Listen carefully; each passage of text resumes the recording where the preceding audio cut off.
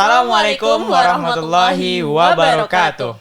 Halo Sobat Sosial, selamat datang di podcast Momentum, Momen Aksi Nyata untuk Masa Depan. Nah, podcast ini merupakan persembahan dari Kementerian Sosial Masyarakat Badan Eksekutif Mahasiswa Keluarga Mahasiswa Universitas Andalas.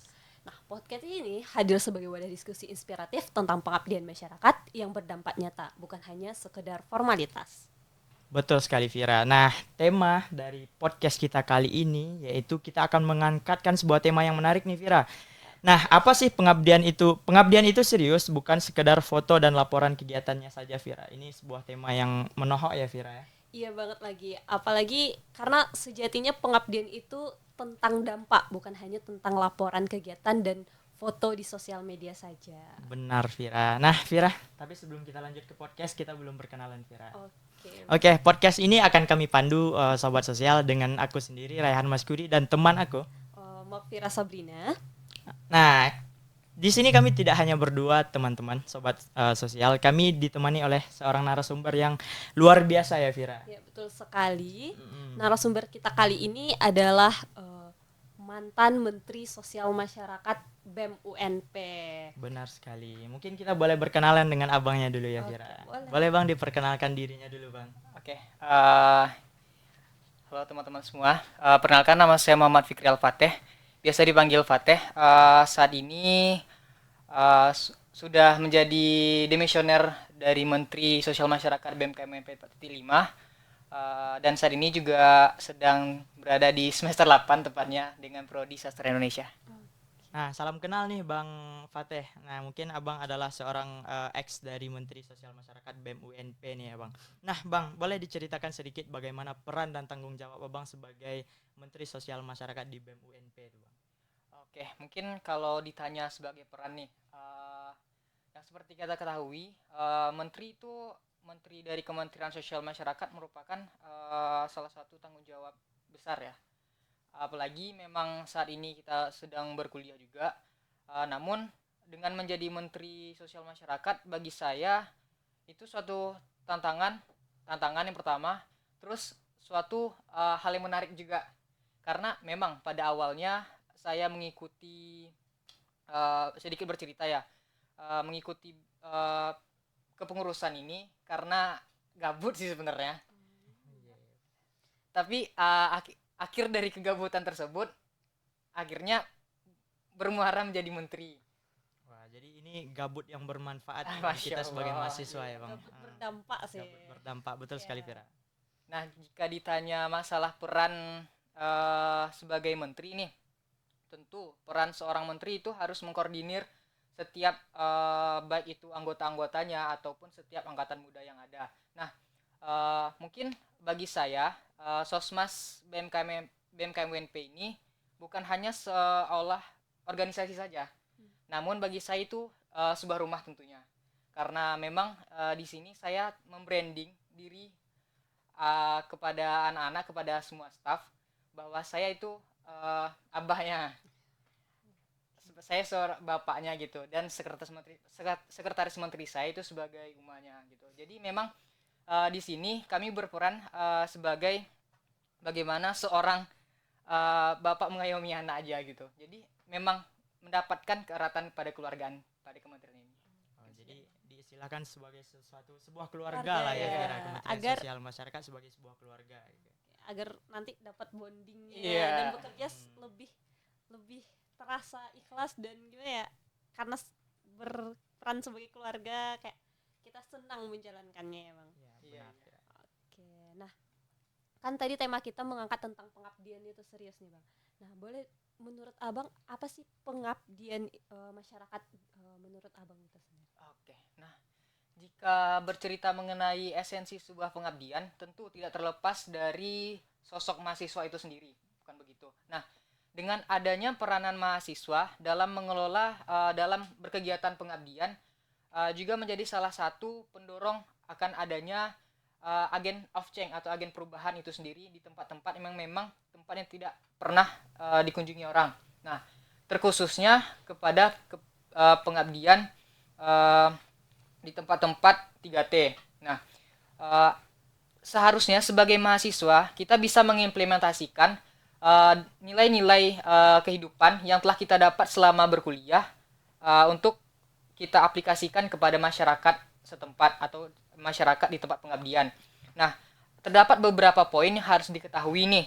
Yang pertama itu wadah implementasi. Yang pertama itu memang cukup penting nih dalam dunia pengabdian. Bagaimana cara kita mengelola ilmu yang kita dapat. Terus poin yang kedua itu pengalaman yang berinteraksi dengan sosial. Tentu kita berinteraksi sesama dengan masyarakat di tempat pengabdian tentunya. Terus yang poin terusnya itu proses belajar justru lebih dalam proses belajar yang terjun langsung kepada masyarakat. Nah, poin yang selanjutnya itu mungkin saat kita melakukan pengabdian, tentu kita menghadapi tantangan-tantangan yang tidak pernah terduga. Nah, dengan inilah bagaimana cara kita untuk mengatasi permasalahan tersebut. Mungkin demikian. Oh ya, jadi pengabdian masyarakat itu bagaimana cara kita memberikan dampak kepada masyarakat ya, Bu. Tapi dan juga sebagai proses belajar bagi kita sendiri bukan karena kita yang mempraktekkan ilmu yang ada. jadi bukan kita yang memberikan pelajaran ke masyarakat, tapi kita yang mengambil pelajaran dari masyarakat ya, Vera.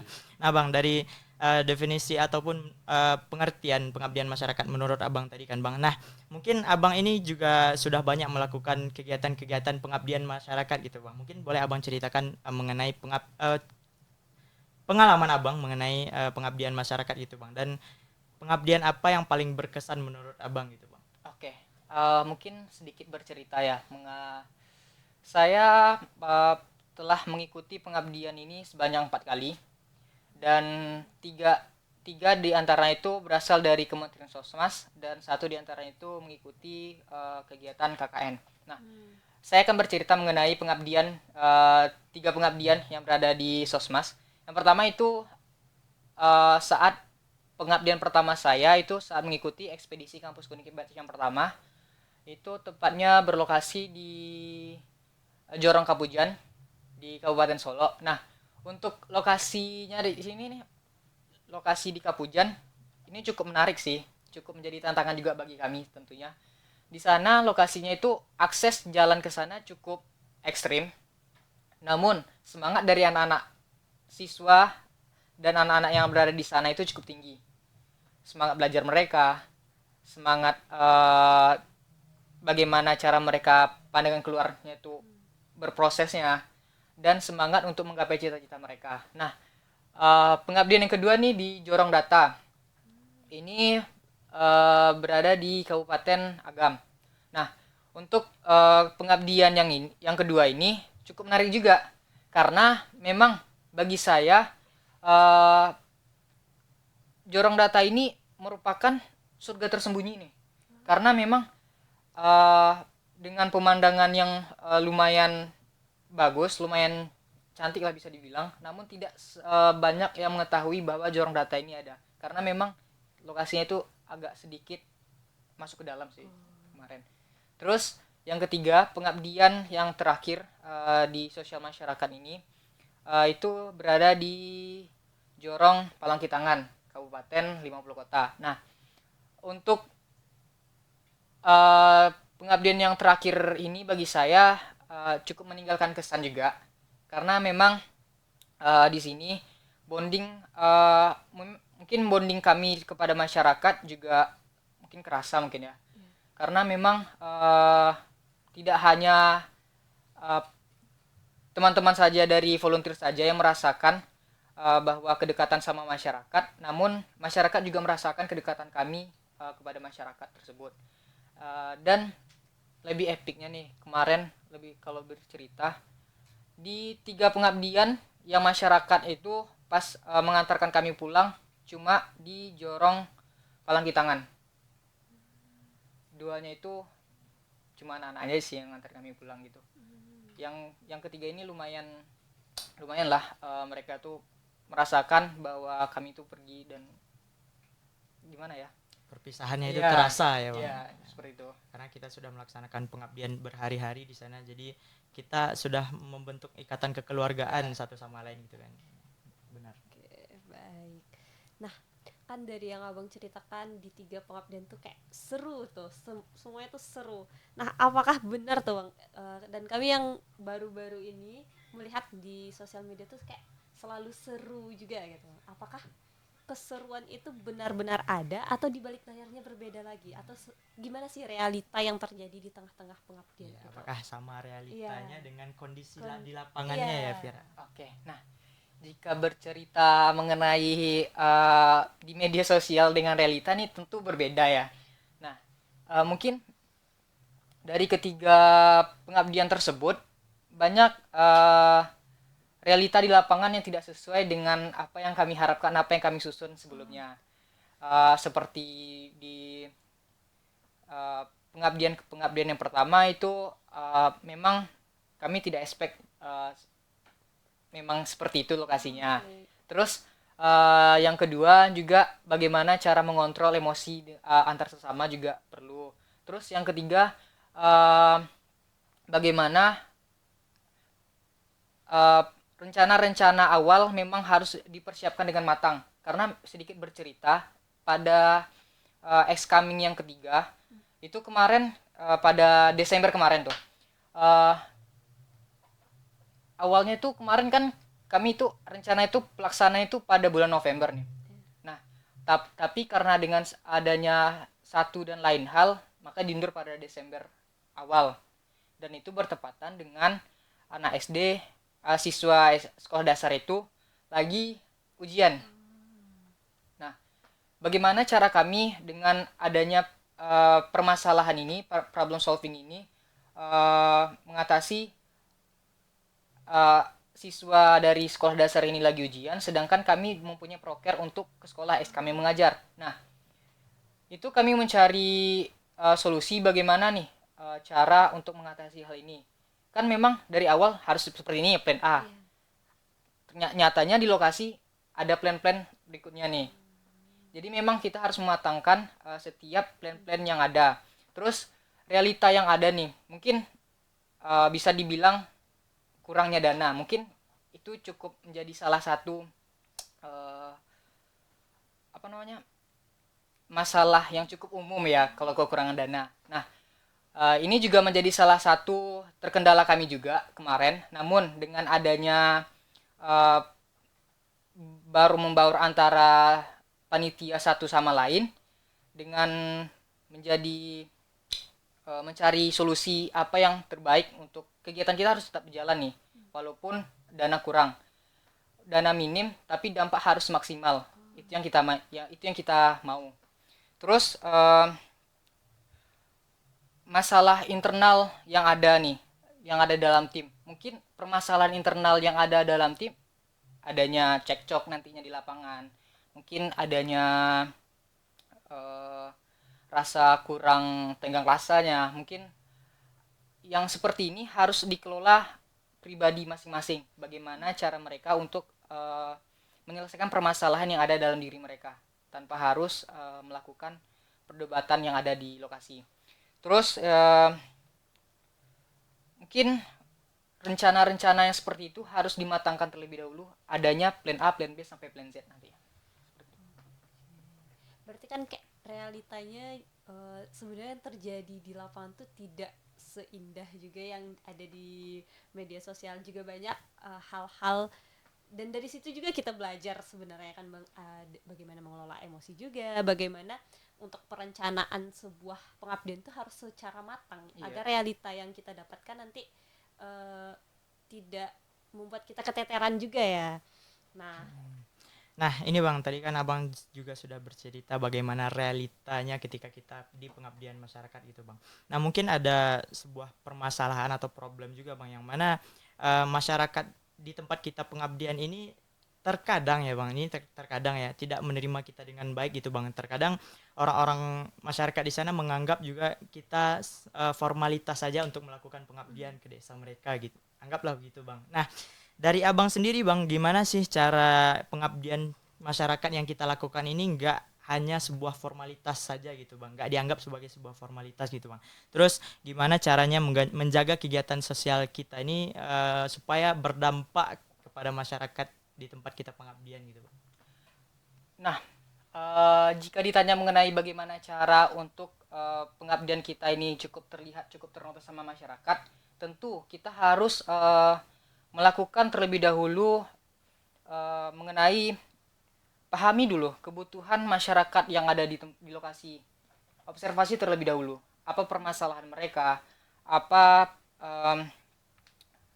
yang harus dikelola oleh masyarakat setempatnya nantinya. Dan hal itu yang harus kita analisis terlebih dahulu sebelum kita terjun ke lapangan. Kan sebelum terjun ke lapangan tentu kita harus mengadakan melihat dulu ke lokasi ataupun mementoring terlebih dahulu bagaimana apakah cocok tidak dengan lokasi ini untuk pengabdian, serta mencari tahu nih dan berdiskusi dengan masyarakatnya apa saja permasalahan yang ada. Karena memang di masyarakat itu lebih empati jika kita memang memahami kebutuhan mereka itu apa. Jadi terlebih dahulu sebelum melakukan pengabdian kepada masyarakat tentu harus melakukan menanyakan dulu terlebih dahulu, mengevaluasi dan observasi terlebih dahulu. Nah, selanjutnya itu libatkan masyarakat di dalam setiap proker kita, baik itu proker apapun. Libatkan masyarakat dengan melakukan kegiatan baik itu menolong masyarakat ataupun bahkan menolong masyarakat untuk menanam padi. Itu juga menjadi salah satu peningkatan bonding antara mahasiswa dengan masyarakat. Nah, selanjutnya itu fokus pada dampak-dampak kecil. Karena setiap dampak kecil yang kita berikan kepada masyarakat itu yang akan diingat oleh masyarakat tersebut.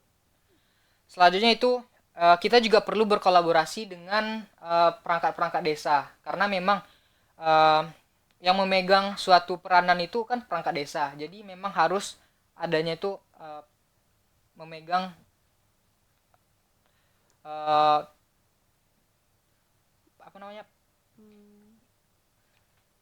memegang